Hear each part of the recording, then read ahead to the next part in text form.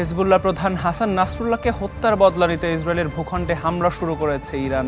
এখন পর্যন্ত 200 ক্ষেপণাস্ত্র ছোড়ার দাবি করছে বিপ্লবী গার্ড। এর মধ্যে জর্ডানের আম্মামের আকাশপথ অতিক্রম করেছে ক্ষেপণাস্ত্রগুলো।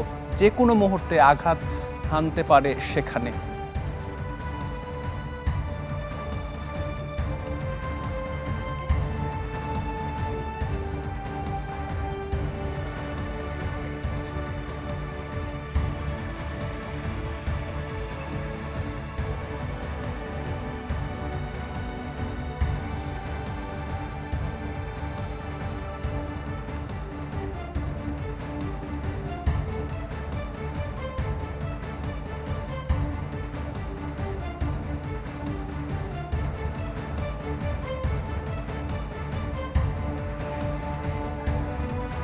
দর্শক, আপনাদেরকে যেটি বলছিলাম আমরা যে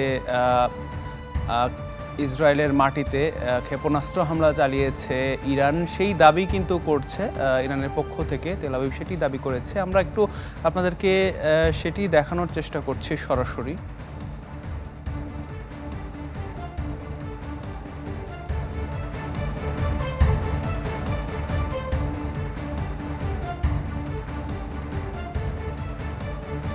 এর আগে আপনারা দেখেছেন যে দীর্ঘদিন ধরে ইরানের পক্ষ থেকে বলা হচ্ছিল যে ইসরায়েলে কিন্তু তারা হামলা চালাবে, এবং আপনারা দেখেছেন যে হাসান নাসরুল্লাহকে হত্যার পর ইরানের পক্ষ থেকেও বলা হচ্ছিল যে প্রতিশোধ নেবেন তারা।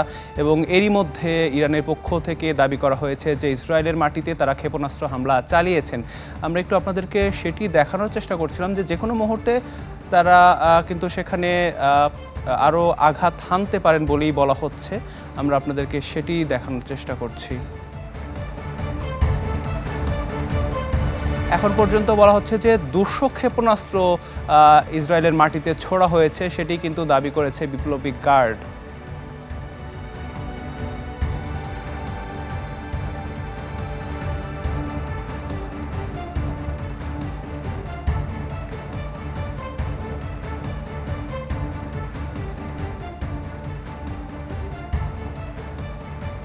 স্যালভো ঘেরোনার ব্যালিস্টিক ক্ষেপণাস্ত্র ইসরায়েলের মাটিতে চালানো হয়েছে বলেই কিন্তু তেল আবিব দাবি করেছে। এখন পর্যন্ত সেটি 200টি ছাড়িয়েছে বলে এই বিপ্লবী গার্ড দাবি করেছে।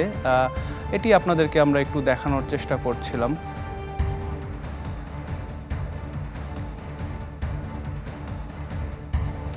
বিপ্লবী গার্ডের পক্ষ থেকে 200টি দাবি করা হলেও কিন্তু এখন পর্যন্ত আসলে কতটি ক্ষেপণাস্ত্র হামলা সেখানে চালানো হয়েছে সেই ব্যাপারে আমরা নিশ্চিত হতে পারিনি। তবে এই বিষয়ে সুনির্দিষ্ট তথ্য পেলে আমরা নিশ্চয়ই আপনাদেরকে সেটি জানিয়ে দেওয়ার চেষ্টা করব।